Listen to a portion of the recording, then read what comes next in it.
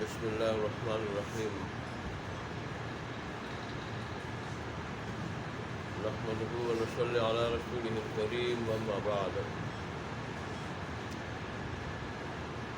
انشاءاللہ دو حدیثیں پڑھی جائیں گی۔ پہلی حدیث کا خلاصہ یہ ہے کہ خدا سے ڈرنے والے لوگوں کے حق میں دولت، مال یہ کوئی بری چیز نہیں۔ چنانچہ حدیث شریف میں آیا ہے کہ عن رجل من اصحاب النبی صلی اللہ علیہ وسلم قال كنا في مجلس فطلع علينا رسول الله صلی اللہ علیہ وسلم وعلى رأسه أثر ماء فقلنا يا رسول الله نراك طيب النفس قال أجل قال ثم حال القوم في ذكر الغناء فقال رسول الله صلى الله عليه وسلم لا بأس بالغناء لمن اتقى عز وجل والصحة لمن اتقى خير من الغناء وطيب النفس من النعيم۔ رسول اللہ صلی اللہ علیہ وسلم کے صحابہ میں سے ایک آدمی سے منقول ہے کہ ایک مرتبہ ہم کسی مجلس میں بیٹھے ہوئے تھے، اتنے میں رسول اللہ صلی اللہ علیہ وسلم تشریف لا کے ہمارے درمیان تشریف فرما ہوئے، اور رسول اللہ صلی اللہ علیہ وآلہ وسلم پر غسل کے پانی کے آثار تھے، یعنی تری تھی۔ تو ہم نے رسول اللہ صلی اللہ علیہ وسلم سے عرض کی کہ اللہ کے پیارے رسول اللہ کے چہرے مبارک سے پتہ چلا تھا آپ خوش ہیں۔ تو ہم نے عرض کی اللہ کے پیارے رسول آج آپ بڑے خوش نظر آ رہے ہیں۔ تو اس پہ رسول اللہ صلی اللہ علیہ وسلم نے فرمایا جی ہاں۔ پھر لوگ اس گفتگو میں مصروف ہو گئے کہ آیا مالداری اچھی چیز ہے یا بری چیز ہے۔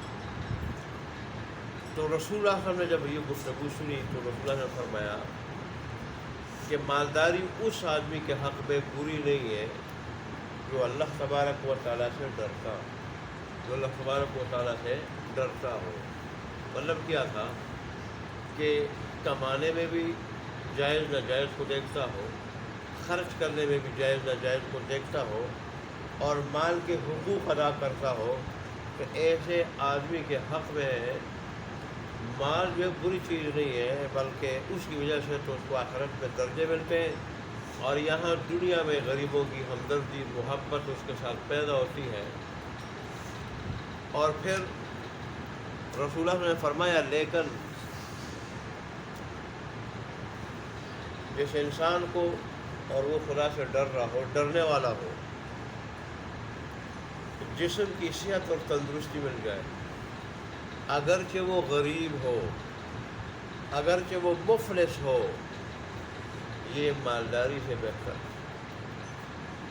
صحت بھی بہت بڑی دولت ہے، بہت بڑی دولت۔ یہ تو اس آدمی سے پوچھ لے جو بیمار ہو، صحت کی دولت سے معروف ہو، کینسر کے مریض اور سخت بیماریوں کے مریض جو کچھ کھا پی نہیں سکتے، السر معدہ کے مریض، ان سے پوچھ لیں، سب کچھ ہونے کے باوجود، دسترخوان سجنے کے باوجود، روز کھانوں سے دسترخوان جو رنگین ہونے کے باوجود وہ دیکھ سکتے ہیں، کھا نہیں سکتے۔ اس لیے رسول نے فرمایا کہ جو دیکھیں، اس سے پتہ چلا کہ اصل چیز تقویٰ ہے۔ انسان کے حق میں اصل چیز تقویٰ ہے۔ مالداری کی بات کی تو بھی تقوی کی بات، غربت کی بات، صحت کی بات کی تو بھی ساتھ ہے، اور تقوی کی بات کی تو فرمایا کہ جو آدمی اللہ تبارک و تعالیٰ سے ڈر رہا ہو، اس کے حق میں مالداری سے بہتر ایک اور نعمت ہے، وہ کیا ہے؟ اس صحت کی نعمت ہے۔ اللہ تبارک و تعالیٰ ہمیں وہ نصیب فرمائے۔ اور پھر رسول اللہ صلی اللہ علیہ وسلم نے فرمایا کہ شادمانی، انسان کا خوش ہونا، غموں سے، پریشانیوں سے، مصیبتوں سے دور ہونا، یہ بھی اللہ تبارک و تعالیٰ کی نعمتوں میں سے ایک نعمت ہے، اور ان ساری نعمتوں کا شکر ادا کرنا واجب ہے۔ اور قیامت کے دن ان نعمتوں کے بارے میں پوچھ ہوگی، جیسے آیت میں ہے ثم لتسألن یومئذ عن النعیم، پھر تم سے ضرور بے ضرور سوال ہوگا نعمتوں کے بارے میں۔ آگے اگلی جو حدیث ہے اس میں یہ ہے کہ مال و دولت یہ مومن کی ڈھال ہے، مومن کے حق میں، مومن کے لیے ڈھال ہے یہ مال و دولت۔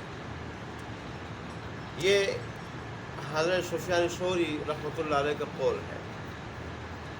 وعن سفیان الثوری قال كان الماء فيما مضى يكره فأما اليوم فهو ترس المؤمن وقال لولا هذه الدنانير لتمنذل بنا هؤلاء الملوك وقال من كان في يده من هذه شيء فليصلحه فإنه زمان إن احتاج كان أول من يبطل دينه وقال الحلال لا يحتمل الصرف رواه في شرح السنة۔ اور سفیان ثوری رحمۃ اللہ کیا فرماتے ہیں کہ دیکھو پہلے زمانے میں جو زمانہ گزر چکا اس زمانے میں لوگ مال کو پسند نہیں کرتے تھے، وجہ یہ وہ زہد و قناعت کا زمانہ تھا، زہد و قناعت کا زمانہ تھا۔ وہ اور لوگ تھے، صحابہ تھے، ذرا صحابہ جیسے اور کہاں ہو سکتے ہیں۔ ایک بات تو یہ کہ زہد و قناعت کا زمانہ تھا، دنیا سے بے رغبت لوگ تھے، اور دوسری وجہ اس کی یہ تھی کہ اس وقت جو بادشاہ تھے اور حکمران تھے ان کی طرف سے عوام کی ضروریاتی زندگی کا انتظام ہوتا تھا، لہذا عام لوگوں کو کمانے کی ضرورت نہیں پڑتی، تو وہ پھر کمائی کو اچھا نہیں سمجھتے تھے، مال کمانے کو اچھا نہیں سمجھتے۔ کہتے ہیں آج کل کے جو دور ہے آج کل کا، کہ ایک تو لوگوں میں وہ زہد و قناعت بھی نہیں رہا، دوسرا حکمرانوں کی طرف سے عوام کی ضروریاتی زندگی کا بندوبست اور انتظام بھی نہیں ہوتا، تو اس دور میں مال و دولت مومن کے لیے ڈھال ہے، ڈھال۔ کیوں؟ ظاہر ہے اگر اس دور میں حلال کمائی نہیں کرے گا، جائز ذرائع سے کمائے گا نہیں، تو پھر ایسے لوگوں کے آگے ہاتھ پھیلانے کا محتاج ہوگا جو لوگ مدد تو تھوڑی کریں گے اور ذلیل زیادہ کریں گے، ذلیل زیادہ کریں گے۔ ایک یہ، اور دوسری بات یہ کہ اپنی جائز ضروریات کو پوری کرنے میں انسان جو ہے وہ اپنے دین کو بیچ ڈالے گا، اپنے دین کو بیچ ڈالے گا۔ اس لیے فرمایا کہ اس دور میں مال و دولت یہ مومن کے لیے کیا ہے؟ ڈھال ہے۔ اور پھر انہوں نے یہ بھی ارشاد فرمایا کہ جس آدمی کو یہ حق حلال کی دولت مل جائے، مال مل جائے، جائز ذرائع سے آمدن مل جائے، اس کو چاہیے اس کی اصلاح کرے۔ اصلاح کا کیا مقصد؟ تشریح آگے خود فرمائی یا اشارے نے کچھ کی۔ اصلاح کا مقصد یہ ہے کہ اس کی حفاظت کرے، یا تو اس کو تجارت میں لگا کے اس کو بڑھا دے، کہیں ضائع نہ ہو جائے، کہیں ضائع نہ ہو جائے۔ اور یا یہ مطلب ہے کہ اس کو جو ہے فضول خرچیوں میں اڑا نہ دے، بڑے احتیاط کے ساتھ اس کو خرچ کرے تاکہ زیادہ وقت اس کے لیے کیا ہو؟ کام آئے۔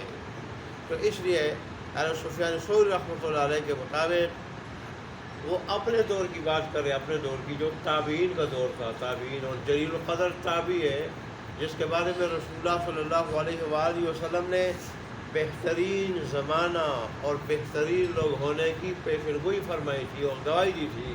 رسول اللہ صلی اللہ علیہ وسلم نے گواہی فرمائی تھی۔ آج اس ہمارے دور میں تو ظاہر ہے زہد و قناعت بالکل نہیں ہے، اور پھر اس دور میں جو حکمران ہے وہ بھی آپ کے سامنے ہے۔ ظاہر ہے اس دور میں جائز اور حلال ذرائع کے ذریعے کمانا اور اپنی جو جائز ضروریات کو پوری کرنے کے لیے آمدن بنانا، یہ مومن کے لیے جو سفیان ثوری نے فرمایا کہ ڈھال ہے۔ اور دوسری بات یہ ایک بعض روایت میں آیا ہے کہ جو انسان کماتا نہیں، حق حلال کی کمائی نہیں کرتا، وہ اللہ تبارک و تعالیٰ کی نظروں سے گر جاتا ہے، گر جاتا ہے۔ اور ظاہر جو اللہ کی نظروں سے گر جاتا ہے وہ اس مخلوق کی نظروں سے بھی گر جاتا ہے۔ تو اللہ تبارک و تعالیٰ ہمیں ارشادات پہ عمل کرنے کی توفیق عطا فرمائے۔ الحمد للہ رب العالمین والعاقبۃ للمتقین ولا عدوان إلا على الظالمين۔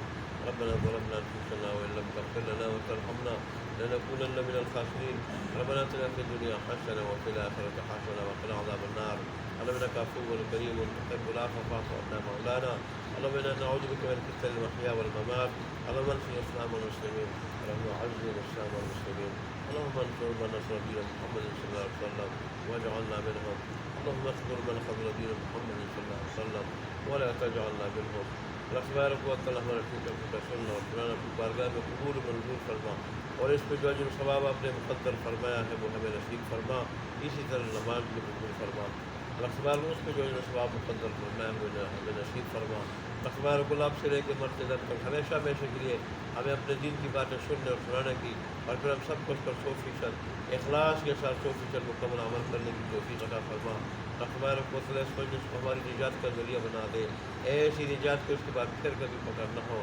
اللہ تبارک و تعالیٰ جتنے بھی بیمار ہیں تمام بیماروں کو شفا کامل عاجلہ مکمل عطا فرما، جو پریشان حال ہیں ان کی پریشانیوں کو دور فرما، جو مقروض ہیں ان کو قرضوں سے نجات دے دے، 10 والے ساتھیوں میں سے، ان کے متعلقین رشتہ داروں میں سے، اولاد میں سے جو ان پریشانیوں میں مبتلا ہے ان کو ان پریشانیوں سے نجات دے دے، ہمیں دنیا آخرت دونوں کی خوشیاں نصیب فرما، دونوں کی مصیبتوں سے بچا، آخرت کی خوشیاں ابتدائی سے جنت اور فردوس کی شکل میں نصیب فرما، آخرت کی مصیبتوں سے ابتدائی سے محفوظ فرما، ہم سے راضی ہو جا، ایسا راضی ہو جا کہ پھر کبھی ناراض نہ ہو، ہماری دعاؤں کو قبول منظور فرما۔ یا رب العالمین یا حی یا قیوم، ربنا تقبل منا انک انت السمیع العلیم وتب علینا انک انت التواب الرحیم، وصلی اللہ تعالی علی خیر خلقہ محمد وعلی آلہ وصحبہ اجمعین برحمتک یا ارحم الراحمین۔ جزاکم اللہ خیرا۔